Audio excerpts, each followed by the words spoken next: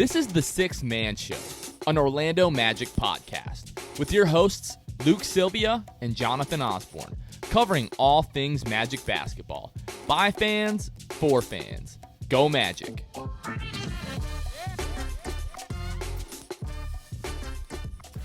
What's going on, Orlando Magic fans? You guys are back with the Six Man Show. It is November 29th, 2021. Jonathan Osborne here. As always, I am joined by my co-host, Luke Sylvia. Luke, how are you, my friend? I'm good. Not really because of the Magic. I'm good because my Gators made a head coach hire, which I'm a fan of. I'm happy because my Gators beat Florida State. Shout out Kevin Tucker, our producer, who's a Florida State fan. I'm happy for a lot of reasons, but none of them are the reason of the Magic going 0-4 this past week. That's for sure. Yeah, it was a rough week, for Magic fans. Were you a fan of the Dan Mullen hire? Like, were you really excited about that when that took place? Or yeah, I was, because he was the offensive coordinator when the Gators won. In the early 2000s, essentially, right? So alongside Urban Meyer, he was a big piece of that. With Tebow and all of that kind of stuff. He went on to, coach the likes of, Alex Smith, Dak Prescott, those guys. So, you couldn't help but be excited. He got off the plane and it was just electric from the beginning, and it seemed like he really wanted to be there. He learned, he knew how to win with the program, and unfortunate it didn't work out, but it all turned really quickly. It's known that Gator fans and the boosters don't give their head coaches more than really a season or two of not being good. But Dan Mullen had kind of already spoiled us with, a couple 10-win seasons, things like that. So it was hard not to hold him to a high standard. So, this year going 6-6, getting let go before the Florida State game. I mean, it was a miracle to win that game with the circumstances that, the program's in. But, I was initially a big fan of the Dan Mullen hire. Well, hopefully moving forward, you guys will have some better luck down there in Gator Nation. A couple of housekeeping items before we start talking some Orlando Magic basketball. So shout out to our patrons. I really appreciate everyone's support. Shout out to Court Cousins, Drew Gooden, Armin, Keith Garcia, Zico, Carson Tulo, Nathan Lynn, Ellis, Norm L, Magic Player History, Julio, and Joseph Chubb. If you guys are interested in helping monetarily support the show, you can go to patreon.com/the Six Man Show. There are 3 tiers that you can choose from. A $2 tier just to help support the show each month, a $5 tier that comes with some benefits, and a $10 tier where you get a bunch of different benefits. So appreciate you guys that are supporting us. And again, if you're interested in supporting us, you can go ahead and check out our Patreon. Would really appreciate that. So folks, let's get to the weekly state of the Orlando Magic. Your Orlando Magic went 0-4 this week with a 123-92 blowout loss in Milwaukee to the Bucks, a 106-99 loss to the Charlotte Hornets at home, a 123-88 loss at home to the Bulls in Nikola Vucevic's return to Amway, and then finished the week with a 105-92 loss in Cleveland to the Cavaliers. They have now lost 6 games in a row. They sit with a record of 4-17, which is the worst record in the Eastern Conference. The second worst record in the NBA. They are currently 27th in offensive rating, 29th in defensive rating. They are 30th, dead last in the NBA in net rating. On Sunday evening, Tankathon.com still has the Magic with the second toughest remaining strength of schedule in the NBA, just behind the New York Knicks. Quick injury report for you guys. Cole Anthony has missed the past 5 games with a sprained ankle. He's ruled out for Monday's game in Philadelphia as well. And then Mo Bamba is questionable. He missed Saturday's game with back spasms. Luke, this week we got a Markelle Fultz and Jonathan Isaac update. This has been a hot topic amongst Magic fans. On Friday, Jeff Weltman and Markelle Fultz spoke with the media in the morning. I believe Jeff Weltman spoke with the media first to update everyone, really not giving timelines, and we understand that. But we've been asking for some more information, Luke. Jeff Weltman basically said both guys are starting to rehab. Markelle has progressed to the point where now he's participating in 2-on-2 drills with some members of the team. And I think he said this week he's headed down to Lakeland to get some live action in with those guys. And Jonathan Isaac, not really an update. He's just continuing to rehab. The torn ACL, both guys recovering from torn ACLs. We still don't have any type of timeline, Luke, but it seems like obviously Markelle is going to be back pretty soon, and he's going to be back before Jonathan Isaac. What'd you think? Yeah. So as far as everything with Markelle and J.I., man, like it seems like we're getting there, right? we're finally to the point where we can kind of get some hope. You had MCW chime into that that group basically saying that J.I. should be back. What do you say, New Year? He said January. January. So what Luke is referring to is, if you guys missed last week's show, Michael Carter-Williams is a part of this players-only like NFT group.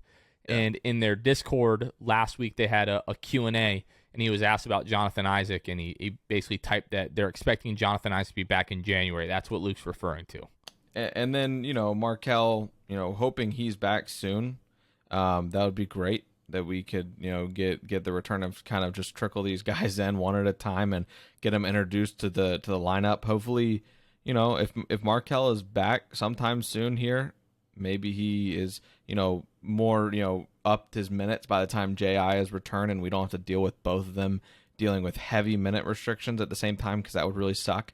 Having to, still see some of those low, end of the bench guys having to get some run because J.I. and Markelle aren't up to the minutes they're supposed to be. So they're ramping up, and I'm really hopeful that we get, them back in the lineup soon, because this team needs it more than anything. Yeah, I mean, obviously, I mentioned Cole's been out the last 5 games now with a sprained ankle. He's out, tomorrow's game, Monday's game, when our listeners are hearing this in Philadelphia. I just don't really have a good feel, Luke, for how this team is like operating around these injuries this year. Like, are they just being super conservative, or are they being like so conservative to the point they're like, you're fine. Like, just, rest a couple of games, come back when you're ready. We're okay with losing. Like, how much engineering is going into like a tanking effort this year? That's what I'm pretty interested in right now. I'd say it's heavy. It feels that way, right? Well, I mean, you had Hammond go on the radio or whatever that was, before the season, saying, you could see Markelle opening night. I mean, he went. I mean, I'm sure Weltman just hit him upside the head for saying that in any type of capacity, and then we just haven't seen him. The regular season started over a month ago, so it's just like, at what point are they just not on the same page about things, or what the timeline really is and what they really want? It's very clear that this is a tank move. This is a tank perspective that these guys have right now. They want to lose games. They don't want to be too good. And we've heard it, right? It's been in their demeanor. It used to be, as of like last year, our goal is to win games. Now, very well known, Waltman on many occasions has basically said it's about growing this team. They're young. He said that Friday again. Yeah. So it's very clear that the emphasis has shifted immensely, and I think that it's something that the Magic fans are just gonna have to deal with. But it is a big part of why these guys are being held out. I have no doubt in my mind. Well, so like Chuma Okeke took what seemed like forever to come back from the hip bruise, and then Etuan Moore played, I believe, in every preseason game, if not almost every preseason game. And then opening night is, he's got a sprained knee, he's going to be out. We still haven't seen Etuan Moore. It's been a month. So, and then, the other night, I think Terrence was questionable or didn't come back in the second half because of back spasms. And then the next game, it was, he's not playing because of back spasm maintenance or lower back maintenance. Like, what are we really doing here? So it is kind of confusing. And, Jeff Weltman came out and was like, I know our fans are frustrated, but, they just have to understand that, we're not operating, with timelines, and we're trying to do what's in the best interest of the players. And we've just continued to say that you can do both. They're not mutually exclusive. You can operate in the best, interests of the player. You can provide updates to fans without putting a timeline on when these guys are coming back. They just did it with Markelle. He's now in these 2-on-2 drills. He's going to be practicing with the Lakeland Magic because they have more, live ball opportunities in their downtime than the Magic do. So that's an update in itself, and you're just still not putting a timeline. That's all that we want to know. I was a little, I thought it was a missed opportunity that no one asked if Jonathan Isaac has suffered, any type of setback at this point, because that's what everyone is convinced of now, really, is, if he's not back until January, that's 17 months after his ACL injury, which is normally slated for 9 to 12 months. We haven't heard anything. Jonathan Isaac himself said if it was up to him, he would have been ready for opening night. That didn't happen. And then when asked, he said that being back by Christmas was a reasonable projection, are the words that he chose to use. And now he may not be back until sometime in January, it sounds like. So it's either the Magic just being ridiculous and holding him out in kind of furthering the tanking effort, or something happened along, the process with his rehabilitation, causing him to miss more time. So yeah, it's unfortunate we don't get more updates like this, but it's better than nothing. And I think, hopefully in the next, how do you feel? I think like 2 to 3 weeks we'll see Markelle. Yeah, I mean that seems to be the way that things are trending. I would, we obviously along this whole thing would have liked more open dialogue, I guess, and like transparency. I mean, what was it? I think it was, Zion dealing with his stuff, right? With his injury and everything. The Pelicans were pretty much tracking, right? Like they were releasing, things from their PR and, all that kind of stuff and articles about his rehab, whatever. We just have not received transparency about those things. It's just pretty much been like, guys, trust us. We've got the player's best interest in mind. And it's like, okay, but give us something. Like, our team sucks. We need something. And it's just, they've been so reluctant. I'm just ready for these guys to be back so we can put all hesitancies and concerns aside. Because at this point with J.I., and if there was a setback and it's been this long and, we don't see him till January, I'm worried about what his performance is going to look like. Like, at what point do we get worried about, like, how good of a player he'll be when he returns when it's been this long? I mean, that's just like the kind of transparency we'd want, right? Like, hey guys, we're losing games and it's gonna be we're not rushing anything. Instead of like we've got the best, the player's best interest in mind. It's like, what does that mean? Like I have no idea what that means without thinking J.I.'s suffered a setback and he may never be the same player again type of like panic. I have no idea. I think with me, it's just like kind of what you mentioned. I just want a little bit of hope at this point, and right. I think more transparency and just kind of setting clear expectations. Like if they just come out and are, and again, he's saying they're being as transparent as possible. I don't believe that. I really disagree with that statement. But if they did come out and say, this is exactly what's going on, this is why it's taking so long, blah, blah, blah, right. blah. This is when we're thinking they could be back. But, it's all still like a very fluid process. Maybe not like, this is when they'll be back because that's putting a timeline right. on things. But I don't know. It just feels like we go so long without an update, and it just leads to frustration and speculation. And then when they come out, everyone's like, okay, right. thanks. And kind of the last point that I want to make, Jonathan, is just like to go back to that Hammond interview where he explicitly said, we could see Markelle back on opening night. It's like, okay, why was there a timeline there, but everywhere else, like when the news is bad or when it's getting pushed back, we hear nothing. It's just kind of like, man, I really hope they forget two of our starting and cornerstone pieces haven't made their return yet. Do you think that, like, when do you think they'll forget? Maybe if we just don't say anything, they'll just accept it, and we won't have to hear any questions and get any type of flack for it. It's like, no, as great as you guys have been at the front office, you deserve like flack for this. Like, you deserve fans to be angry about, like, where are they? We want to see them, specifically J.I. Markelle, fine. J.I., if it's not till the new year, man, like they really should be better about addressing, and they just skirt around everything. Yeah, January will be 2 years, and we've seen 3 games out of J.I. the last 2 years. So, I mean, right. People are, some people argue that, putting timelines and things like that, creates like distrust amongst the players. you see 29 other teams in the league operate with kind of like loose timelines and like updates along the way Mm-hmm. without creating, any type of friction with the players and the organization and everything like that. So I just don't totally buy into that. It's just like the Magic are handling these guys with like kid gloves at this point, and Right. I don't know. Hopefully we get Markelle back, and then like a month from now, we should hear that JI is close to a return. If not, then I don't know what the hell is going on. Yeah.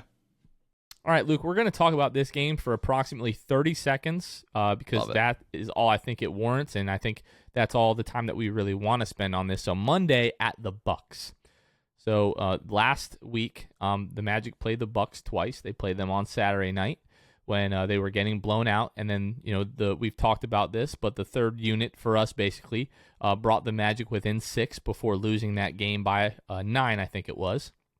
So I knew that coming into this game, the Bucks were not going to let that happen again. I thought we were going to get blown out, but I didn't think it was going to be quite as bad as it turned out to be. This was the first game, I think, the first game without Cole Anthony, I believe, or it may have been the second game without Cole Anthony. Last week's a blur at this point, but it was the second game in a row in Milwaukee. They had lost again, 117 and 108 2 nights before. There's no Gary Harris either. Michael Mulder started in the starting lineup, which everyone was kind of surprised Cole to see. did not play in Milwaukee, the game before either. So right, he didn't so play it was the either second Milwaukee. game he didn't play. Thank you. Yeah. But yeah, Orlando trailed by 41 at the half, and we're like, okay, well, it can't get much worse. But the Magic were down by as much as 51 in the third quarter. The Magic spent a good part of that third quarter basically doubled up by the Milwaukee Bucks. And the Magic kind of come back, if you can call it that, and they lose 123 to 93. So a 30-point loss, and the game was nowhere near that close, really. Only bright spots I've got from the Magic, Luke, 5 of 9 from Moritz Wagner, 18 points in 23 minutes, and Robin Lopez, 13 points, 4 rebounds, 6 of 11 from the floor in 13 minutes. Yeah. The thing that I wanted to point out before we move on here is the plus minus is hilarious. If you're looking at this, right? The starters, I won't even say names because you guys can look it up. They're all bad. Minus 38, minus 34, minus 39, minus 28. Michael Mulder, minus 13. The only starter in double digits in points. The bench, Chuma, minus 8. Brazdakis, plus 18 in 12 minutes. Rolo, plus 16 in 13 minutes. So there's kind of the comeback group, right? Plus 5 for Wagner, Mo, 24 minutes. And RJ, minus 3 in 31 minutes. He was the only, respectable plus minus besides Mo Wagner, really, in like a high volume minutes. Brazdakis and Lopez don't count. And then T. Ross, 18 points, minus 31. So it was a fun time, Jonathan. Really, I had a blast. It was definitely not fun. But at this point, like the last 2 Milwaukee games, I was like, all right, our third unit is much better than other teams' third units. Like that's kind of how it felt. We'll talk about the Bulls game in a few minutes, and that was not the case. But anyways, we got the crap kicked out of us, and we are moving on. So we'll talk Game 2 Wednesday at home versus Charlotte. So the Magic finish that 5-game road trip. They come home. Third game without Cole Anthony. No Terrence Ross in this one due to back spasms. The Magic played pretty well for the most part of the first 3 quarters. They were actually up 7 with 3:51 to go in the third quarter, and then Charlotte closed the quarter on a 15-3 run. The Magic trailed by 5 heading into the fourth quarter, and then Orlando never got closer than 5 in the fourth, eventually losing this game 106-99. Your highlight performances this game from the Magic: Mo Bamba, 18 points, 7 of 15 from the floor, added 12 rebounds. And then Jalen Suggs, 17 points, 4 rebounds, 6 assists, shot 6 of 14 from the floor. So another good offensive output from Jalen Suggs. And then just looking at the Charlotte Hornets, Terry Rozier, 27 points, LaMelo Ball, 22 points, Kelly Oubre, 21 points. And yeah, it really came down to that run in the third quarter, Luke. 15-3 run to close out the third. And then, the Magic just could never make enough plays in the fourth quarter to make it dangerous for the Hornets. Charlotte felt like they were in control of that entire fourth quarter. Fourth quarter. Yeah. You look at that game. WCJ, Wendell Carter killed a man, so there was that. Caleb Martin had the poster on him, who, by the way, it all started with a pump fake from beyond the arc, right? I mean, it started with what Wendell has really put into his craft. His 3-point shooting that we've talked about so many times because it's been such a crazy revelation, really, for WCJ. Pump fake to the basket, right on Martin, was the highlight of the game, obviously. And you kind of that game, man. That you got the rotation was shortened, right? Mosley played 9, as opposed to in these blowouts. Obviously, you see like 11, 12 guys with Brazdakis and Lopez and obviously T. Ross, but T. Ross out with those lower muscle back spasms, right? When you are only playing your normal shortened, what hopefully will become normal, right? A 9-man rotation. You can't have 2 of those 9 guys absolutely crap the bed. 2 of those 9 guys crap the bed, Jonathan. And I'm talking about Chuma Okeke and RJ Hampton. Chuma 1 for 7. Shot 1 3, 0 for 1. RJ Hampton 0 for 7. Shot 0 for 2. At least RJ Hampton gave us 6 assists and 3 rebounds. Chuma gave us 6 rebounds, 1 assist, 2 points in 20 minutes. So there has to be better emphasis. Like, this is a winnable game if they don't play that way. It was already a winnable game. The Magic lost by 7. So, I mean, unfortunately, that really was the case. And the plus minus backs it up, right? You lose by 7. You hopefully don't have anything worse than like a minus 10 if you're a player. Chuma minus 21, RJ minus 17. The only other person in that range was Michael Mulder, who played 24 minutes minus 20. Also not good. The rest of the guys, Jonathan, were practically all the starters were in the positives. But when you come to guys like Chuma and RJ, just really didn't have a great game at all, and you can very much say like they are a huge reason the Magic lost that game, in a game where you only lose by 7 and have control basically what felt like a majority of the game. Yeah, I mean, the thing, you just always want to be a little bit cautious with individual games, plus minus, because it doesn't always show you who actually played well and who didn't. Like, if you just look at that, right, of course, but I looking at points, the shot percentages, that's why I listed those primarily, and that plus minus just kind of supplements that their performance wasn't good. I mean, there was a reason. And I'm not trying to say that RJ Hampton and Chuma played well. I definitely don't mean that by any stretch of the imagination. I think it's been we're going to talk more about kind of the first quarter of the season that's just wrapped up. We officially kind of hit that mark, 21 games. Yeah. But Chuma Okeke, coming off of the hip bone bruise, we said we didn't want to overreact until he had kind of gotten his legs back underneath him. Wanted to give him 2 to 3 weeks to kind of get his conditioning back. We're past that point, and he was starting to put some nice games together. I think we had talked about before the last 3 games that we've had. Mm-hmm. The 4 games before that, it looked like, okay, Chuma is back. And now he's, the last 3 games has kind of regressed again. So I don't know really where we're at with Chuma right now. The thing that you and I talked about before the season was just trying to stay patient until we got this team fully healthy. We got Markelle back. We got Jonathan Isaac. So everyone can really be in the correct roles. And then once we get into a rhythm with that squad, then we can really assess where some of these guys are at. Because Chuma Okeke playing with RJ Hampton and Michael Mulder as his backcourt is not doing Chuma any favors. Mm-hmm. I don't know what is going on with RJ Hampton at times, but it's pretty clear that he's not a point guard. I thought coming into this year, because what we saw, the last 20 games, out of him and Cole, I thought RJ was the guy that looked more of the true, point guard and more of a playmaker. Yeah. And I've totally flipped on that. Cole is definitely making a concerted effort to be more of a playmaker and create opportunities for other guys. And his scoring ability has kind of allowed him to do that. He's creating so much gravity on the floor and commanding attention that he's able to find guys when they're open. But yeah, RJ, Chuma have definitely been, I would say, disappointments to start the year so far.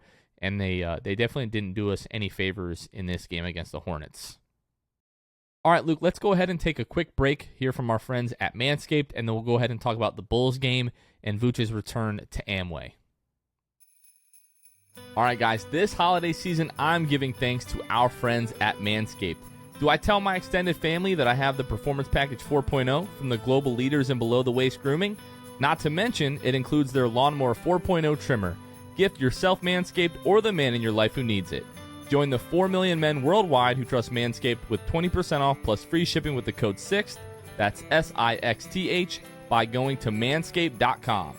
And for the gifters out there, gift Manscaped to seal the deal with 2 free gifts from their Performance Package 4.0, the Manscaped Boxers and the Shed Travel Bag.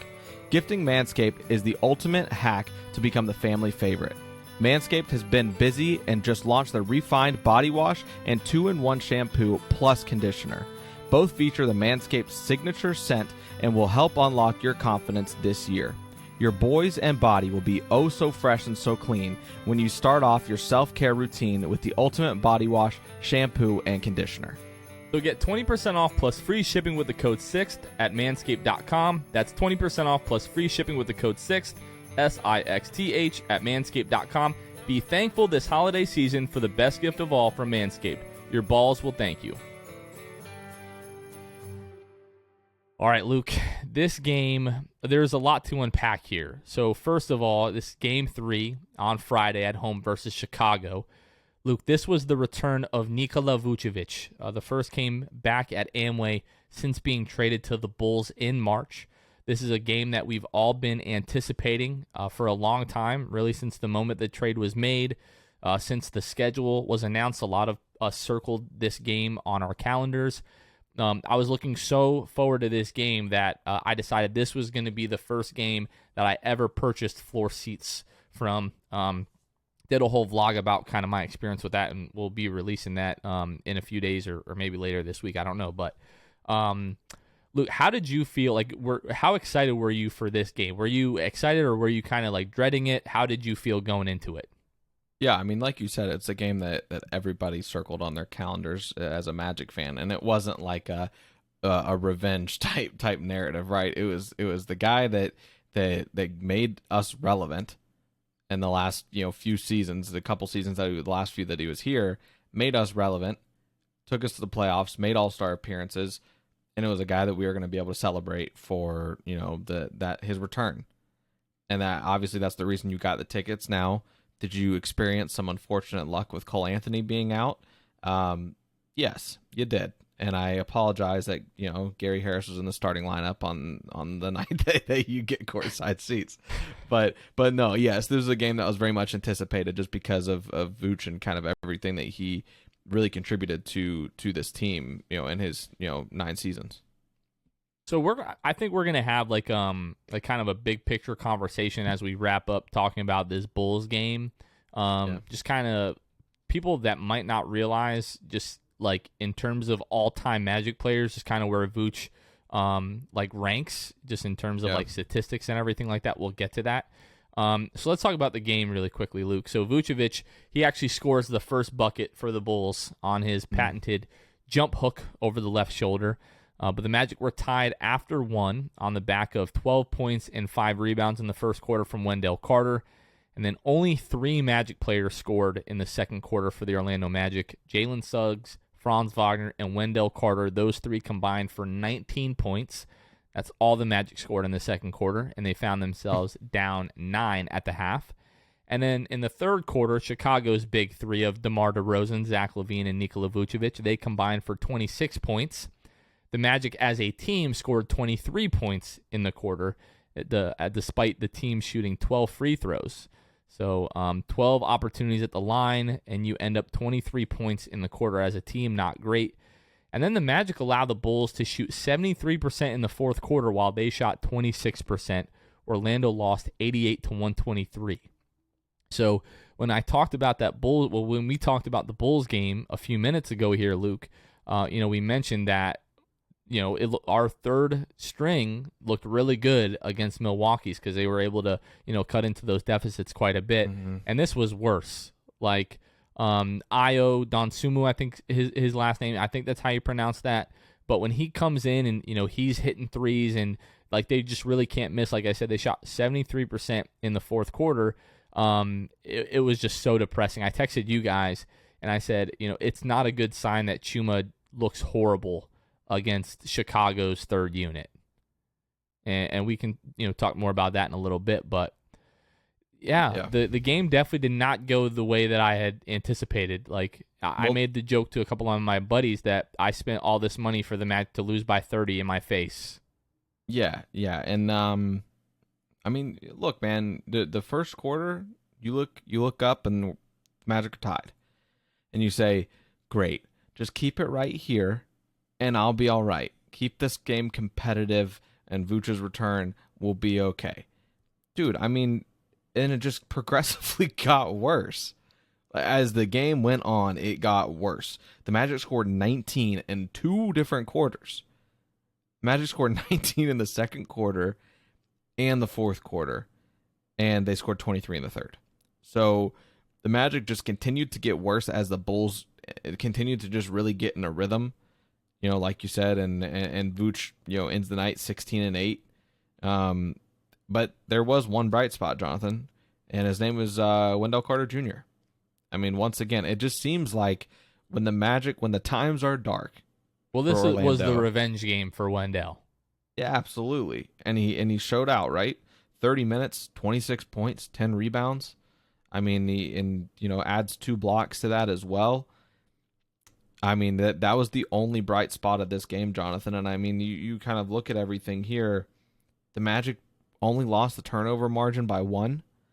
There just wasn't, I mean, they just couldn't shoot. 7 for 32 from 3. I mean, just when you talk about nothing went Orlando's way against the Bulls, nothing went Orlando's way. And, I mean, I do have a question for you, though, Jonathan, before we continue. Vuce scores his first basket. Are you clapping? Of course. Did you give applause every time he scored, or when the Magic were down by a lot, you were just like, I can't be happy about this? No, I think there's a photo that I posted to our social media accounts that Tony Quinn, the social media manager for the Orlando Magic, that he took during the game. As I'm leaving, he's like, bro, I got to show you this photo. And it's just, me and my wife just both look miserable because the Magic were getting destroyed. I was unhappy. We'll talk about this, but I was unhappy with the ovation that, Vuce got from, the Magic fans that were in attendance. So I was just salty about that the entire night. And the fact they were getting blown out. Like, I was like, okay, good for him. He got his first basket. I was like, you can stop scoring now. That'll be great. But no, I was not cheering each time that he scored. I'm just curious. No. And there's people out there that probably think that you did, just by the ways of Twitter and what, the volatility that happened that night, and the kind of the pushback you got for making note and bringing to light that Vuce didn't get really the ovation he deserved. There's a lot of Scrooges out there on Magic Twitter that night. Yeah, so let's get into this. So, talking about like the Vucevic tribute and ovation. So the first thing that, just kind of sucked about the whole thing is, I understand, Paul Porter has certain obligations that he needs to take care of with the Tampa Bay Lightning. Obviously, he's the, the PA announcer for both of those teams, so he was not in the building. So the gentleman that, fills in for him, it's not Paul Porter. So if it's not Paul Porter and you're at the games, it just, something about it doesn't feel right. Mm-hmm. I know Paul Porter's been doing it a long time. There's going to come a time where Paul Porter is not there, and it's going to take me a long time to get used to that, right? Yeah. But like I didn't know the Lightning were playing, so I wasn't thinking about Paul Porter not being there. But as soon as you're in the building, you hear the guy, you're like, okay, not Paul Porter. But the fact that he didn't do the Vucevic, he just said Vucevic. It was that just felt wrong from the get-go. All right, that we didn't get that normal. Now, props to most of the fans in Amway. A lot of people did still do the Vuce as he's getting announced in the starting lineup. But the thing, this is just so crazy to me. So, it was, the tribute was shown, I think, before the game on Bally Sports Florida and on League Pass. Mm-hmm. So I didn't see anything. You guys were texting me, you and Kevin were texting me about it. Usually those things happen in one of the timeouts in the first quarter. Mm-hmm. They did it in between the first and second quarter, which I was totally fine with. But the tribute video is incredible. Just going through his very emotional press conference right after the trade, his first press conference with the Bulls, and all of the highlights, him hitting game winners and making All-Star games and stuff like that here. And then at the end, there were a lot of Bulls fans in attendance. There definitely were. I would say probably close to 40 or 50% of the arena was Bulls fans. I'll say it was not anywhere near opening night against the Knicks. That was way worse. The Knicks fans were way worse. But even still, I would say somewhere between 25, I would say, I'm being generous, 25 to 30% of fans stood up and clapped for Nikola Vucevic. And at that point, I just felt so honestly embarrassed and ashamed of the Magic fans in the building, just like I have on a number of occasions before. I've talked about, being at the games and, it's a 2-point game with 1 minute left and there are people not standing, not cheering. They're sitting on their phones. We've talked about how, games at the Amway are more of a social event or a night out than it is people actually invested emotionally in the team and are cheering and everything like that. They're all just there to socialize and stuff like that. We've talked about all that stuff a million times. But the fact that we had a guy who, and I'll run through the stats here, he's 8th in assists all time for the Magic. He's 6th in steals. Insane. 4 in minutes in games played. He's 3rd in blocks. He's 2nd in rebounding. And he's 1st in made field goals. It's the guy that played here for 9 years, gave nothing less than his best and his all every single night when he was here. Always a class act on the floor, off the floor, did tons of community events in Orlando. And I just feel a certain way that a guy who was a great player, I don't care how you want to argue, he's top 5 Orlando Magic players all time. You've got Dwight, Shaq, T-Mac, Penny, and then Vooch. To me, it's in that order. Top 5. And when you are not going to show, the appreciation that guy deserves, don't talk to me about the team success. Don't talk to me about the individual accolades. For goodness sake, the Oklahoma City Thunder are retired Nick Collison's number, and the guy averaged 6 points for his entire career. He was there for 15 years, so he meant a lot to the organization and a lot to the team. So you show your appreciation for that.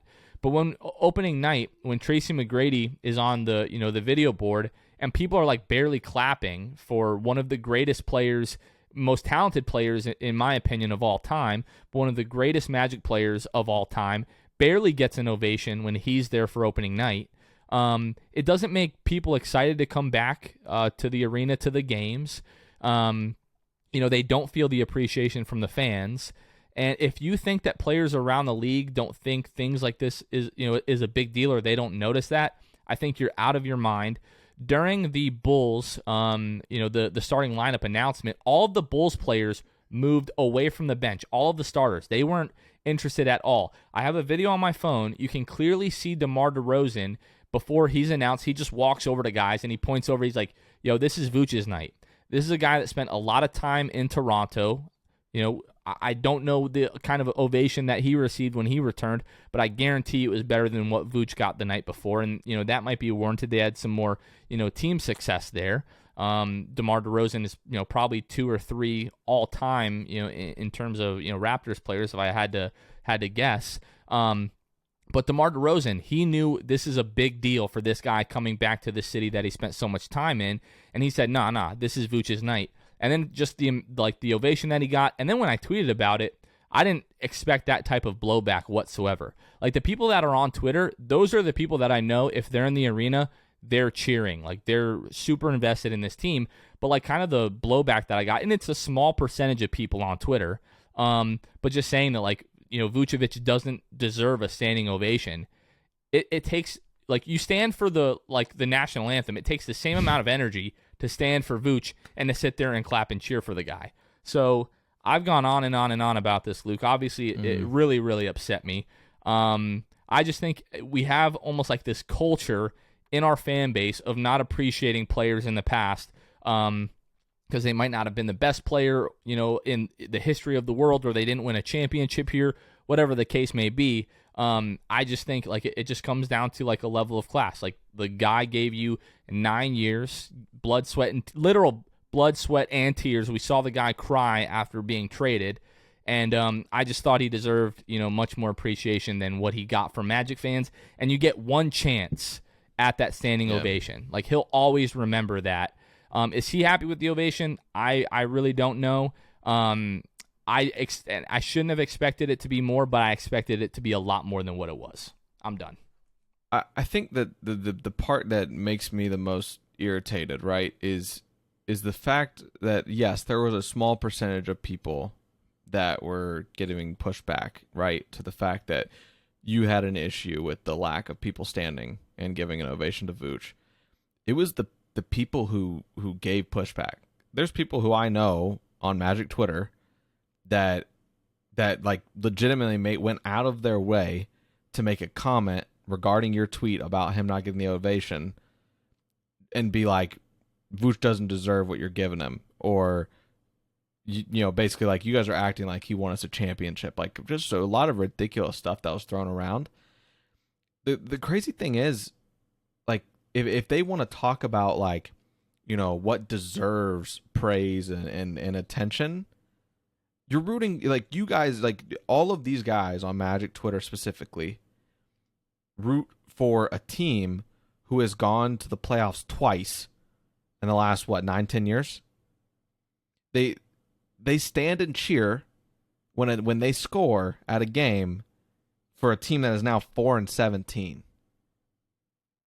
You can't stand and cheer for a guy that was like the number one reason that you made the playoffs. Like, for the number one reason that arena was packed for the playoffs and 2 years in a row, like, that it just doesn't make sense. And then some people are like, he's a bull, not a Magic now. And it's like, we know that. We get that. That's why we are standing and applauding, because if you were at that game and you didn't, and you call yourself a Magic fan, you're not getting, like you said, you don't get that chance again. Like, the next time Vooch comes back, sure, you might cheer for him at his introduction and whatever, but he's never getting a tribute video again. He's never getting a moment where you can give him an ovation again. And it's like, this guy tops leaderboards of statistics for, like, assist, 8th in assist. He averaged less than 3 a game, and that shows you how long he was with the organization. He is 1,000 points behind Dwight Howard. Dwight averaged like 18 a game, 18.5. Vooch averaged like 17.5 or something like that. There was like a point separating their differential of totals and points. One of those guys is the greatest Magic player of all time, in our opinion, and Dwight Howard. The other guy is 5th, and it's a consensus between you and I. It's just like, you guys' logic doesn't make sense if you are those people that are just like oddly against Vooch now. I don't know. It's so weird. And I was able to I had a fun time, I'll admit, Jonathan. I went back and I got to find people who had praised Vooch once he got traded, a true Magic legend, but then the other night were telling me he wasn't worth an ovation. It's just like, and it's ridiculous. I'm not trying to single anybody out with that, but my thing is, I am. If you think he was a legend off the court, he still deserves a standing ovation. Yeah. Like, whether or not it's on the court, off the court, example. Whatever it is, the guy deserves a standing ovation. And I don't mean to cut you off, but you're crazy if you think that these aren't things that are talked about around the league. Yeah. Like, when people start talking about, what did you think when, you were here in Orlando, blah, blah, it's like, oh, yeah, well, I played 9 seasons here. I'm the number one, leader in made field goals, and I barely got an ovation when I came back. People are like, what the hell? Like, this city doesn't care about this team. If you don't think that, like, players around the league, like, talk like that, I think you're sadly mistaken. And I was driving home, talking to my wife, and obviously I was upset, about the game, and upset about, the tribute and not the tribute. The tribute was great from the Magic. I don't mean that at all. The reception that he got, and I was like, you know what? Maybe I'm holding other people to, like, too high of a standard, because, like, I'm just have, like, my fan, like super fan brain, and I cannot imagine living my life in a way where, like, I don't care about sports and my teams the way that I do. Mm. and things like this aren't a big deal to me. Like, Evan Fournier, does he deserve a standing ovation? No. Love Evan Fournier, but no. Aaron Gordon, no. A lot of these other guys that are going to come back, no. But Vooch, like, this guy was on track. Like, if he would have stayed here in Orlando, he would have ended up number one in minutes, games played, number one in blocks, number one in rebounding, number one in made field goals, number one in points. Like, there would have been no disputing that. Even if he didn't make another All-Star team, didn't make the playoffs, anything like that. At the current pace, if he would have played, another 3-4 seasons here, he would have ended up number one in like a ton of categories. Right. And just because it didn't translate necessarily to team success, I don't agree with that. Vooch will be in the Orlando Magic Hall of Fame. I was in the building the night that Tracy McGrady was inducted into the Orlando Magic Hall of Fame, and Tracy McGrady barely got a standing ovation. So I don't have high hopes for if Vucevic ends up in the Magic Hall of Fame, which he will. If they change the rules and they start retiring jerseys, like nobody's gonna come and get a standing ovation. Like, I've been in the building when Shaq is there. Shaq doesn't get a standing ovation. Neither does Tracy McGrady or Penny Hardaway. Any of these guys, Right. like, people barely know who Nick Anderson is. Like, he's walking around the arena by himself and nobody's saying a word to him.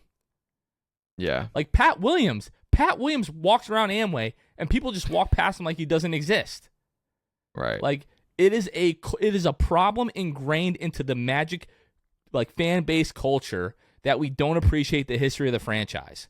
And it pisses me off. It's ridiculous. Yeah. No, Are we done talking about this game? Yeah, I think that wraps it up there. Yeah. Game 4 at the Cavs. another great Magic performance. Cole Anthony, I think this was his sixth straight missed game, or fifth straight missed game. I can't remember the number right now. Mo Bamba's first missed game. He missed this game due to back spasms. We're hoping Terrence Ross is not contagious with his back spasms, passing it to other players. It's contagious. Gary Harris and Robin Lopez got the starting nod. Cavs rookie Evan Mobley, it was his first game back after missing the previous 4 games with a sprained elbow. First look that we got at Evan Mobley. The Magic had actually a pretty solid first half despite being out-rebounded 26-17, only trailed by 5 at the half.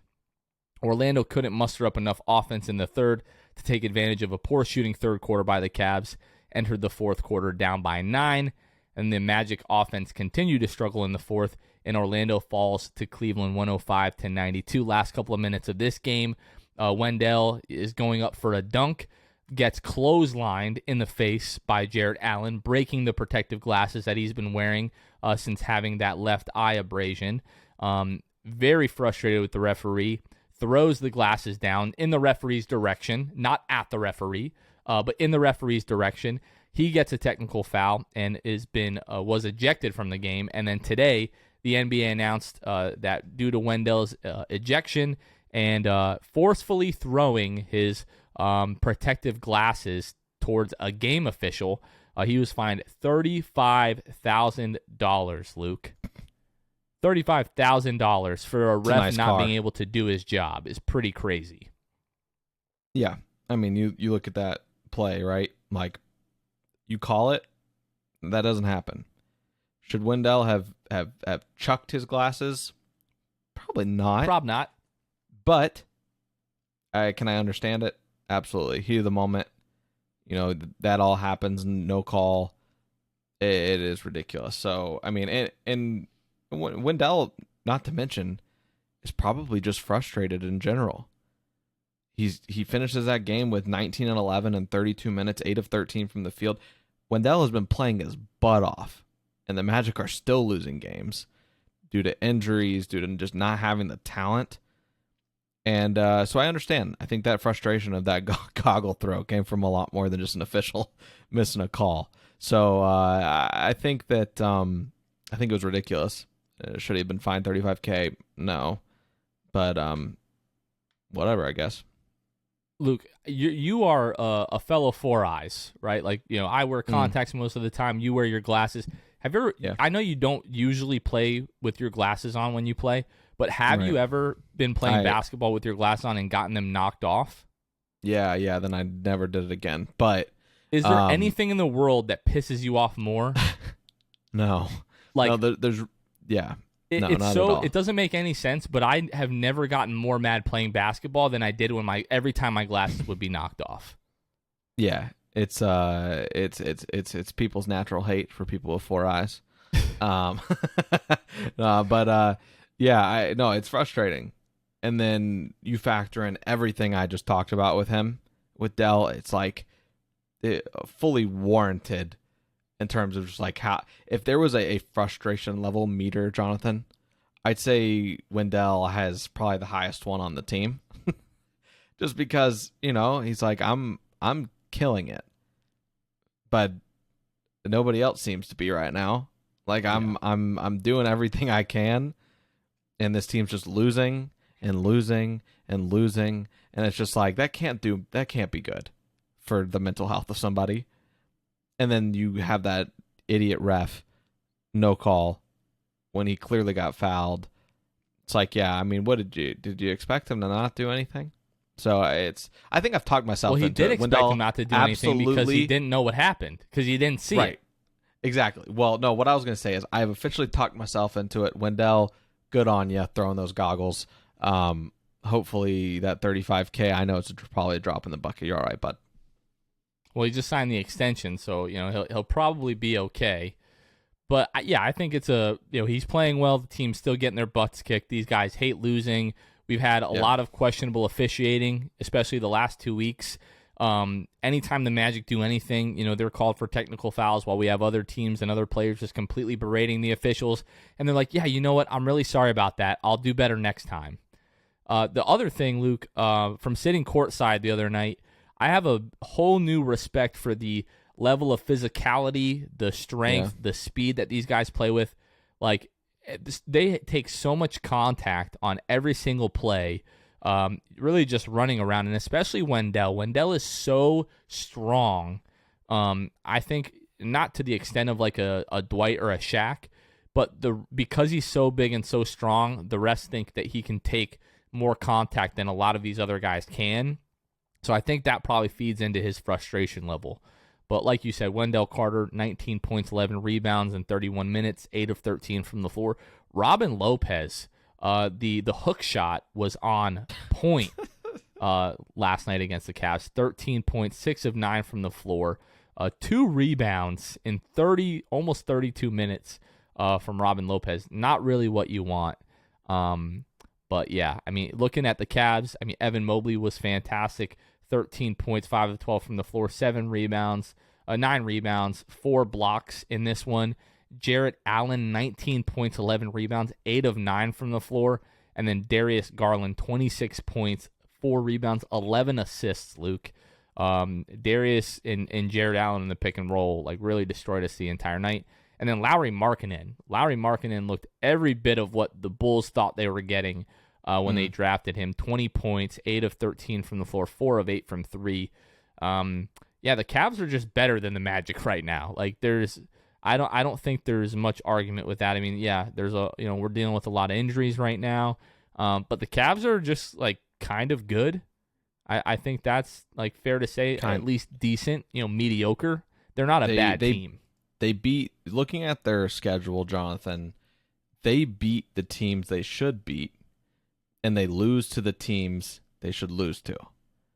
That fully encompasses Cleveland, because just to let you know here, I was looking at it. Lost to the Suns, understandable. Lost to the Suns, lost to the Nets, lost to the Warriors, lost to the Nets before that.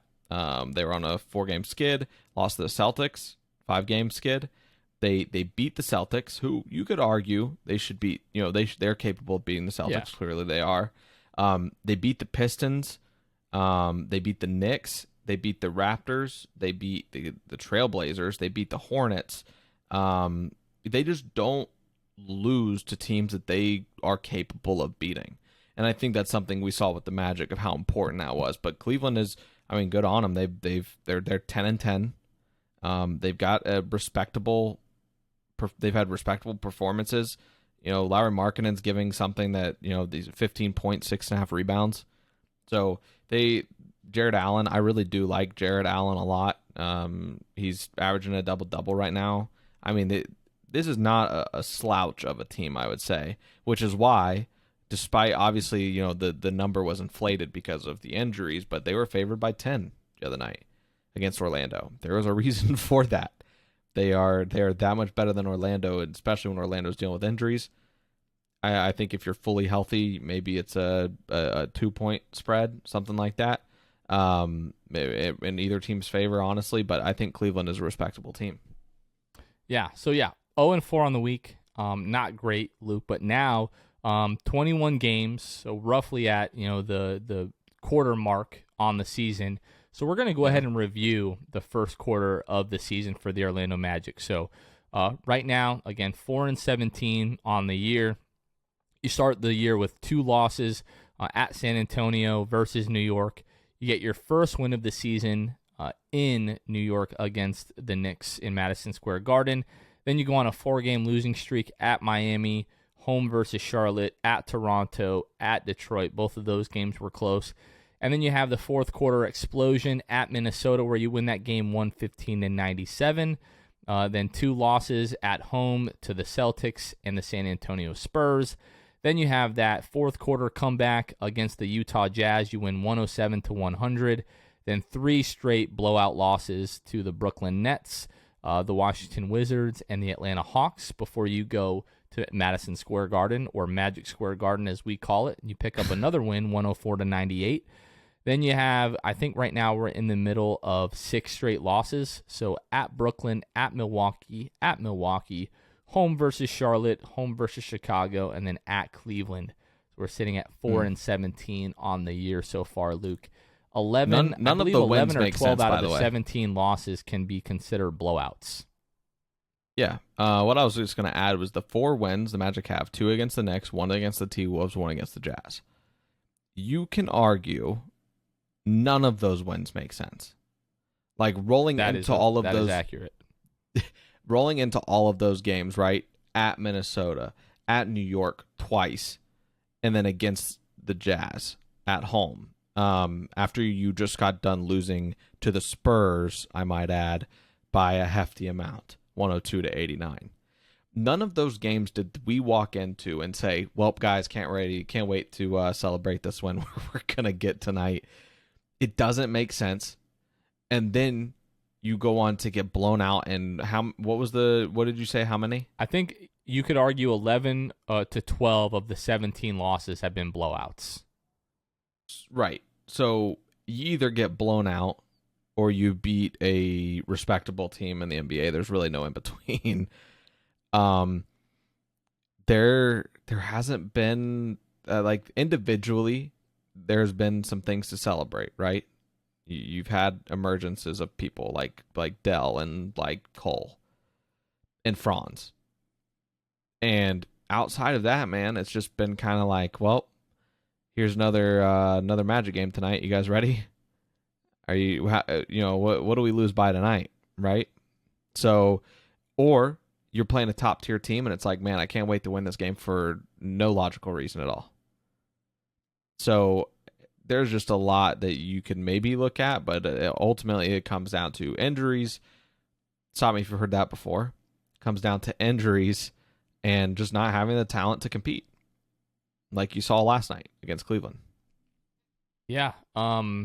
It's been tough. Last night before the Cavs game started, I tweeted out, all right, how do we see this going tonight? And it was like 9 out of 10 people were like, we're taking the L tonight. Like everybody's just ready for a loss every single night. Especially this, like November and, December stretch. Right now, since the beginning of the month of November so far, we've won 3 games. And I think, we've got a couple of tough ones coming up. Then we play the Rockets next week, I believe. And then it's just like playoff team after playoff team after playoff team for like 3 straight weeks. So, by the, end of the year, we'll be lucky to have like 8 or 9 wins at that point. So, yeah, it's really like, you're going to go through, the first 2+ months of the season, and basically get 8 wins is what I think, you can expect at this point. Like, it's just How is many what games it will have been is. played by the end of the year, the end of the 2021 year? The end of the year, not the end of the season. Like the end of Not the the season. 2021 year. The actual year. The How calendar many games year. will have been played? Yeah. I have no idea, but it's not going to be, that record's going to be looking real lottery like. Oh yeah, I don't like this 6-game losing streak that we're in. This week you're at Philadelphia, at Denver, at Houston. We're both going to say 1-2 like this week. Like, your hope is to beat Houston. Like, if you have any kind of self-respect or anything, like you'll find a way to beat the other horrible team in the league, right? But logic would show the Magic are going to beat they're going to go Denver. 2-1 this week, and they'll lose to Houston. That's what logic Which, tells us. by the way, did you notice the Nuggets are 9-10? I didn't notice that, but I know they have one of the easiest schedules the rest of the year. Jokic just missed some time, so right. Obviously, Michael Porter Jr. He's been out as well. So, and they also, you're looking at it, their records don't reflect the skill of these teams. If you want a good reflection of the skill of these teams that the Magic are about to play, just look at the spread the morning of the game. That'll give you a good idea of what to expect. Because if you look at it, if just nobody looked at it and they're like, oh, a 4-17 team is going against a 10-10 team, a 4-17 team is going against a 9-10 team, and then you're playing a 3-16 team, that 4-17 team could go 2-1 on the week. Now it's the NBA. Obviously they could, right? But in all likelihood, the Magic will go 1-2 or 0-3. Yeah, I don't see it breaking any other way, especially with Cole being probably not playing tomorrow. Is he ruled out? He's ruled. The injury report that I checked at 5:00 said he was out. So he was out. Okay, yeah. And then we said Mo was questionable. Mo's questionable. I think Terrence is also questionable. Yeah. So the back spasm brothers, probably, who knows. So you play Philly, you're probably not going to win that game. The Nuggets, the Rockets. I mean, dude, it's all over the place. Yeah, but Luke, what do you like? What is your biggest takeaway so far from the first quarter of the season? Obviously, Cole by far and away the number one takeaway, with my hesitancies of how his numbers will dip once the team is fully healthy with guys like Markelle and J.I. Everything will take a dip. But Cole, his efficiency, regardless of his numbers dipping once the team's fully healthy, efficiency. The other thing that is obvious, but maybe not really. I mean, he's only, I'm talking right now about Wendell Carter Jr. averaging 13.3 points a game, 9.5 rebounds, 2.3 assists. Now, you look at those numbers and you'd say he's a solid starter, right? He's a solid starter, and that might be all he is. But if you take a deeper dive into it, Jonathan, I mean, this is a guy that really can take a bigger leap even when the team is fully healthy. If you learn how to utilize him, he is shooting almost 4 attempts a game, 3.9 from 3, and shooting 39% from 3. Jonathan, if you take a look at the usages, he's 6th on the team. Now, granted, Michael Mulder has a little higher usage than him just because of skewed numbers and blowouts. He doesn't count, right? You've got Cole up at the very top of the 25.5 usage. Jalen Suggs right below him, 0.2 below him. Then you got Mo Wagner, then RJ, doesn't count. Then RJ, and WCJ. WCJ has kind of middle of the pack usage. I think you can argue that he should have a higher usage. He should be. I don't think you can more. argue that. I think it's an indisputable fact. Yeah, so he should have a higher usage, especially just the way he's played this season, the last few games, how he played against Chicago, against Cleveland. I mean, everything is there supporting it. Efficiency-wise, that is not an issue at all. Now, when you kind of look at it, Jonathan, in terms of what you've seen from on the court, Mark C _NBA on Twitter, Jonathan, is a pretty good follow who I just learned about today. Maybe I'm a casual for not knowing he's a good follow, but he doesn't have that many followers for the quality of content that I think he puts out. He did a whole thread on Wendell Carter Jr. put some charts up, right, of his field goals made when Cole is the one assisting, and his field goals made when Franz is the one assisting. Basically goes on to note, WCJ rolls hard in the pick and roll with Franz, and short rolls and pops and PNR with Cole. And he was saying, basically, his point is he wants him to roll harder and, in terms of when he's running that pick and roll with Cole. And more frequently. And the chart shows that with Cole, a majority, like his hot spots, his hot zones on the pick and roll, top of beyond the perimeter, top every time is what it seems like, right? Like those are that's his hottest zone. Then it's insane the difference, right? The stark difference between that and the one he is with Franz. Everything, like the hottest zones are at the basket, more so than how hot they are with Cole at the top of the 3-point line. So I think there's something to be said there.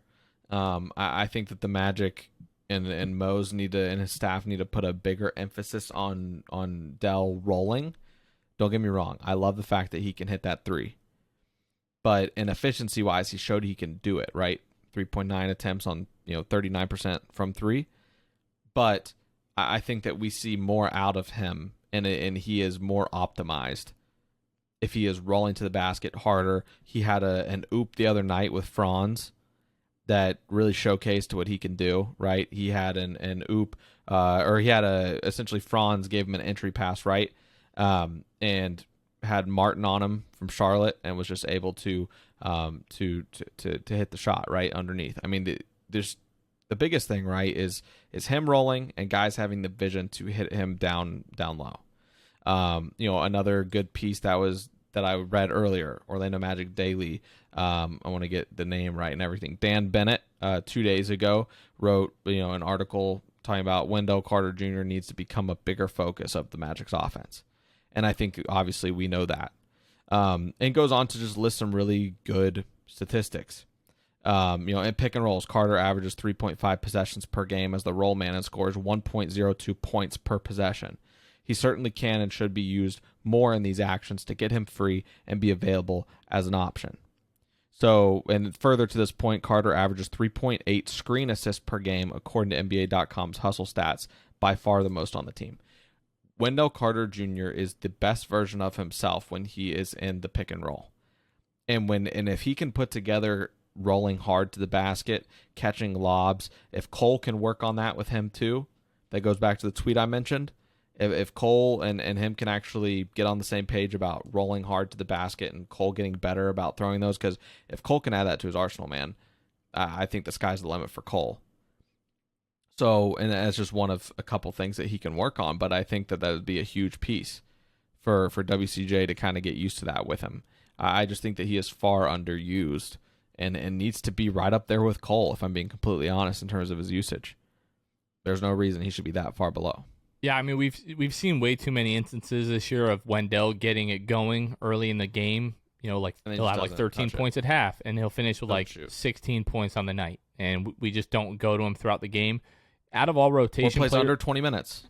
Yeah, exactly. He's leading all rotation players in field goal percentage less than 5 feet. So basically, like at the rim, it's not a surprise. He's leading the entire team. I think that the Magic could use him almost in like a similar role to they did with Nikola Vucevic. Not so many of like the post-ups necessarily. Wendell doesn't have the same kind of like post moves, but just like the brute strength and either getting fouled or finishing at the rim. The Magic could definitely do a much better job of making him a focus of the offense. But I'm right there with you. Like Cole, Wendell, and Franz, those have been the best three players on the Magic by far this year. Franz has been every bit as good as advertised from the Magic. The shooting numbers have come down a little bit from where he was at the beginning of the year, but still 42% from the floor, 36% from the three-point line, 12.7 points per game, 4 rebounds, 2 assists, 1 steal, and half a block, basically a block every other game. Mo Bamba, he took a huge step at the beginning of the year, has kind of come back down to earth just a little bit as his shooting cooled off, but he's averaging 10 points, 9 rebounds, 2 blocks a game. So Mo has been great. Jalen Suggs, he's starting to show more and more flashes of being able to be a scorer. But, Luke, when I talk about a kid that was in a living hell the other night being guarded by Lonzo Ball and Alex Caruso, he had 4 turnovers in that game, just didn't look comfortable handling the ball at any point during that game. We're starting to see the shooting come around a little bit. The numbers are slowly creeping up right now. He's up to 33% from the floor and almost 25% from the three-point line, so that is encouraging. But again, at some point, the game just needs to slow down for him, and the turnovers, really have to come down. Right now, he's averaging 3.3 turnovers a game, which leads the entire team. And like you said, he's up there, basically second in usage on the team. Yeah, and what I want to ask you, Jonathan, obviously, the whole reason for this is that we're at the quarter mark of this season. With where his percentages are right now, realistically, where would you like to see Jalen in terms of his field goal and 3-point percentage by the end of the year? With basic, his volume is going to take a tune down, so it's not unrealistic to think that his percentages could go up, solely because he's not going to be taking as many shots when Markelle and J.I. get back. What do you think is a realistic percentage for him to finish and kind of salvage the efficiencies? Yeah, I mean, it's just, so far 21 games into the season, he's played 20 of those games. He missed one game, with the sprained ankle. But, for him, like you said, he is going to see a change in his role and his playing time. I think when Markelle comes back, Jalen talked at the beginning of the season that he wanted to earn, the starting role, as one of the guards. And I think if you were to ask him that right now, I don't think he would tell you that he's totally earned that. When Markelle comes back and, he's able to, kind of shrug most of the minutes restriction that I'm sure he'll have when he comes back, Markelle needs to be the starting point guard on this team. Like, there's no ifs, ands, or buts about it.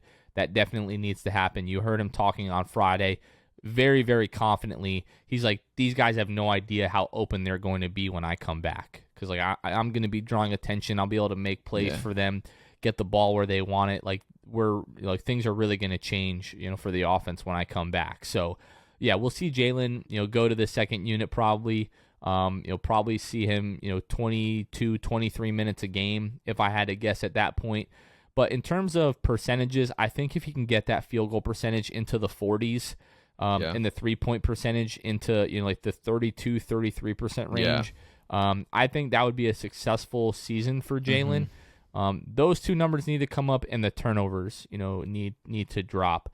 I'm trying to get away from looking at his averages on the season and more so just look at segments of games. I'll look at what is he looking like the last 5 games and the last 10 games, things like that, just because as a rookie, he's going to develop so much over the course of the year. Especially these first 21 games are really going to kind of bog down those numbers no matter what. So I think as we get towards the end of the year, I'll be looking more into those stretches. The last 20 games of the season, how did Jalen look? And then kind of take that as far as the measuring stick moving forward with him. Yeah, and I think we've obviously compared his efficiency struggles to Cole, right, from last year. I think if Jalen can end this season around where Cole ended last season, it would be considered a success this last 75% of the season, right? End of the season, to give you kind of a benchmark of where I think Jalen could end up if he does improve his efficiencies. Cole, end of last year, 39.7% from the field, 33.7% from 3. I think it's completely manageable. Cole shot 11.7 attempts a game. Right now, Jalen's shooting 12.2. I think Jalen could come down to that 10.5 number in terms of field goal attempts a game. And I think that, it would be a success for this latter part of this, the 75% left of the season. If he can get to that, like you said, it was spot on to what you were saying. 39.7% from the field, maybe 40, and then 32, 33% from 3 would be where I'm hoping Jalen will end up this year, because that would mean he took a pretty large jump to offset the first part of the season here. And then we kind of talked about RJ and Chuma. I don't think we need to go over those guys again. We both agree that they've largely been disappointments so far. Chuma, we try to give him as much time, kind of coming back from that hip bruise to kind of knock off some of the rust. But now it's 15 games in, averaging 7.3 points per game. He's shooting 37% from the floor and 22% from the three-point line right now. So really not where we expected Chuma to be, especially the way that he ended last season. Now with RJ, the three-point shooting has been great. He's sitting at 40% on the year, 2.7 attempts per game, but just doesn't seem to have much of a feel offensively. Like a lot of his points are, coming in transition, or he's hitting, like spot-up jumpers. He's not really going in and getting his own baskets. We've talked about Terrence. We've talked about Gary Harris on the show. Those guys, have largely been disappointments. I think Terrence Ross still has some trade value. Gary Harris, just because of the size of his contract, I don't think you're really going to be able to move off of that. And then a lot of these other guys, Robin Lopez, Michael Mulder, Ignas Brazdeikis, these are not guys that are really going to be in the lineup once the Magic get fully healthy. So, I do like what we've seen out of some of those guys in spot minutes. Michael Mulder has had some nice shooting games. Moritz Wagner, always love his energy. Robin Lopez was definitely a steadying force the last couple of games that he's played. Ignas Brazdeikis virtually gives you nothing. Like his best attribute as an NBA player is attempting to score. It's not even actually scoring. It's him trying to score is the best thing that he does right now on the NBA floor. But we've talked about this over and over and over again, Luke. The team struggles, with turnovers. That's been an issue the entire year. When the offense kind of starts to stagnate, they let go of the rope and teams go on these big runs. That's been an issue. A lot of these things aren't going to be totally remedied when Jonathan Isaac and Markelle Fultz come back, but I think a lot of that is going to improve just by their experience, their skill sets. Obviously, Markelle is really going to slow things down and steady the offense. What do you think we're going to see in like the second quarter of this season? So like from now up until like the halfway mark, and then we'll talk about Mosley and kind of what we think of him so far. I think we're gonna see a lot of losses. I think you guys can go ahead and write that one down. See a lot of losing. I'm hoping that we continue to, the first part of the season was really, we learned about, Franz, WCJ, and Cole. I'm hoping that this next quarter essentially is kind of the emergence of Jalen, maybe with a load being lifted with Markelle being back. I think that'll hopefully take care of him being a ball handler and bringing the ball up the court. I don't know that I really care to see it a lot more. He can practice it, but I just think like when Markelle comes back, I don't want to see it. And I'd like to. I think we will see it in the second unit, but would you rather see Jalen being the point guard in the second unit or RJ? Jalen, just for the fact that like I have more faith in Jalen learning it. RJ, granted, I know he didn't play a lot of games last year. I don't know, man. There's not a lot holding me to cling to RJ in terms of like his ceiling. I put more stock in Jalen. So yeah, I'm hoping just like that Jalen can improve across the board the second quarter of the season. I'm hoping that Markelle finds his footing and that he can be ramped up in minutes by the time J.I. comes back. At least playing 20, 25, 24 minutes a game, hopefully within like a month's worth of games. That would be ideal, because in one frame of mind, I'm thinking like this first part of the season, it feels like we've been playing basketball for 6 months, and it's been a little bit over a month. But then I think of it with Markelle and like his minutes ramping up. I'm like, oh, he's only going to have like a month worth of games before J.I. comes back. No, we've learned a lot in this past month, and there's been a lot of growth, a lot of opportunity, and a lot of things we've learned. I think that Markelle will be ramped up, hopefully, if he does come back like early December, by the time J.I. is back in January. Yeah, for me, it's kind of crazy that we're already at the first quarter mark. Like, each week just feels so long. Like, oh my gosh, these losses suck. And we joked before the season, and kind of half joked. We said that it was going to be a rough year, and we kind of had that expectation. But it's like when you're actually going through the losses each night, and you're watching the team lose by 25 and 30, and being down by 51. It's like, man, this sucks way more than I remember it. And we kind of just went through this, to a certain degree last season. So over the next 20, 21 games as we get closer to the halfway mark of the season, definitely looking forward to getting Markelle and Jonathan Isaac back, but looking to Mosley to realize some of the issues that we're having. Get Markelle in the starting lineup as soon as possible. Get Jalen Suggs to the second unit. And hopefully allow him to go up against a little bit lower level of competition and get more get more comfortable. I hope he's able to find ways for Franz Wagner and Jonathan Isaac to really complement each other, especially defensively. So I hope we get a little bit better between now and the halfway mark.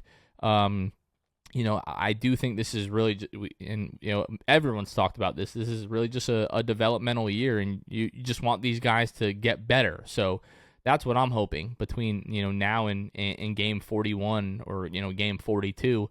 We can look back and say, oh my gosh, you remember the first 20 games, Jalen's turnover issues, like those have really, really improved, and now he's shooting the ball, a whole lot better. Or, remember when we would have those games where, Wendell just wouldn't get a shot attempt for 8 minutes?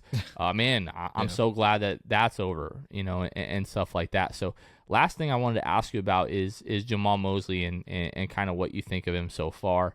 I think this is something that has become a problem increasingly the last, 2 weeks with all the blowouts that we've had, where the Magic are just in a drought offensively, and these other teams are going on 11-0, 13-0, 15-0 runs. He just lets the run go. Not calling timeout to try to slow down the momentum of the other teams. He just kind of lets the guys play it out. And I feel like sometimes that kind of takes us out of games. Like that 15-3 run at the end of the third quarter against Charlotte, especially a game like that is winnable. You've got to learn, to call timeouts to try to slow the momentum. So we've seen, other issues, kind of weird rotational things. We've complained about, Gary Harris getting too much time, but overall, what are your thoughts of Jamal Mosley so far through 21 games? I think that there's adjustments that need to be made, right? And it's kind of weaved throughout what I'm saying throughout the episode is as far as like Wendell Carter Jr. I'd love to see him utilized differently. I think individually there's some things he can do to utilize players better. I think that he's just continuing. I think there is nobody that wants this, that wants J.I. and Markelle to be back more than Jamal Mosley, so that he can finally get his guys in the rotation of probably what he sat down when he first got the job and thought about, right? He's like, okay, this is what I'm going to start building my rotations with my team probably. And, was able to kind of look and get an idea of what he's going to do with his team at full health. I think that has been a huge part of it. Now, as far as managing the game, I do think that obviously he lets these runs go too far. And then next thing you know, the rope's, too far gone and the Magic just aren't going to get back in the game. I think that Jamal Mosley needs to look no further than that game against the Utah Jazz, where it seems like, after the Magic have an incredible first quarter, outscoring them 28-15, then they get outscored 37-22, 33-25.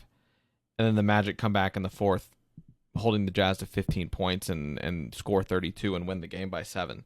So I think that in the same way that the team didn't give up then, I think that Jamal Mosley really needs to just be honest about his management of the games. And I'm sure he is. I'm sure that they have all the data and they have all the points at where maybe they should have done things and where they didn't do it. I think it's just the growing pains of him, and I hate that that's such a cop-out answer, but I really do think that is a big part with Jamal Mosley. I'm hoping that in the second quarter of the season, like you said, we can kind of reflect and be like, man, remember when all those bad things were happening? At least we're not getting blown out every other night, right? It's like that's what I want to be able to say. It's about baby steps with this team. We knew from the get-go this is a rebuild, and we've seen it firsthand. I think that Jamal just needs to do that. I would love for Jamal to, we brought him in as kind of a defensive identity type of coach, which, some people were like, a lot of people were on board with the communication side of things. And then, so it kind of took away from the fact that he is a defensive coach. That is Jamal Mosley, and that is what, we thought, right?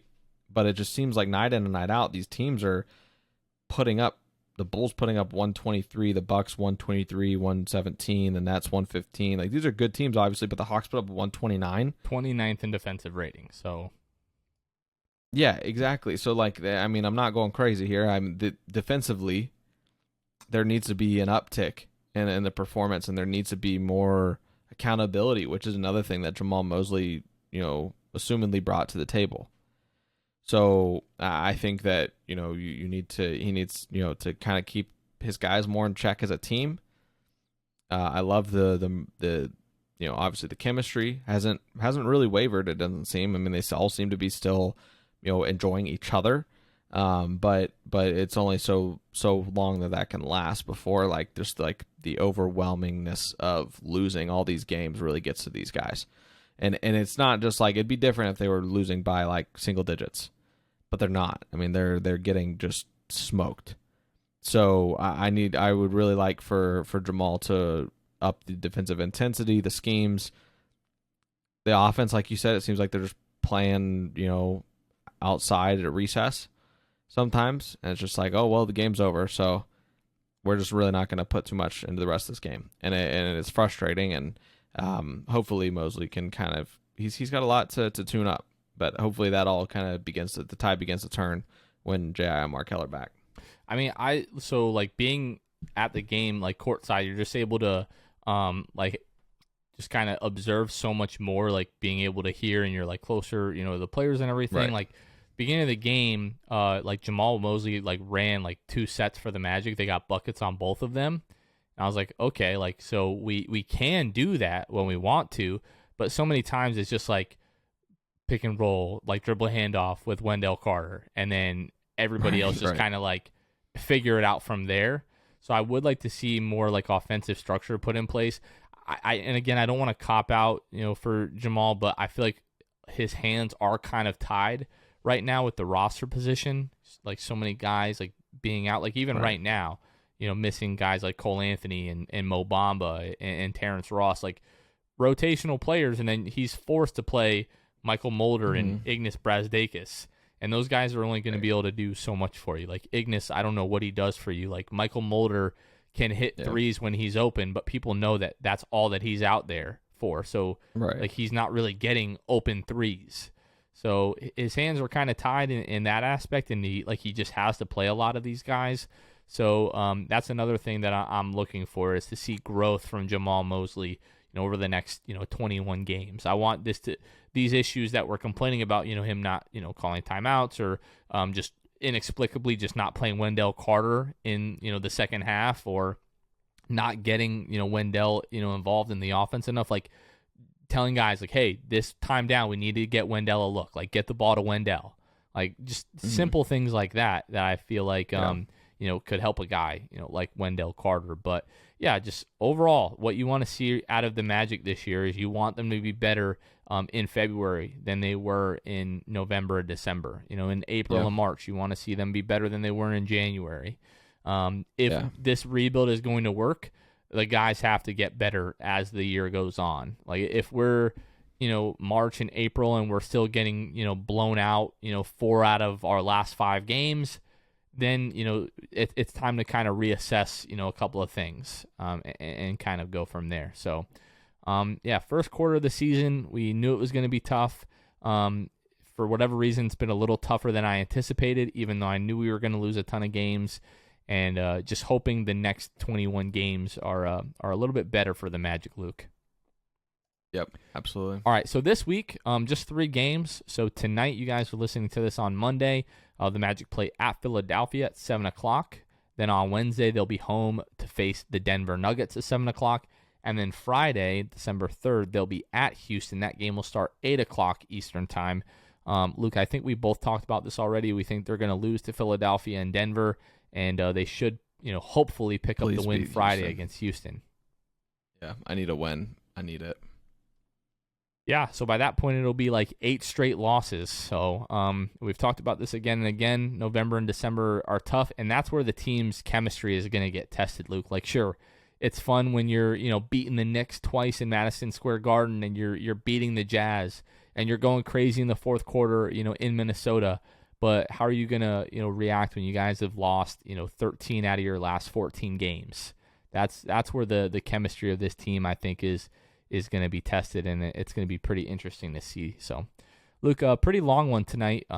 Anything else that you want to add before we go ahead and sign off here?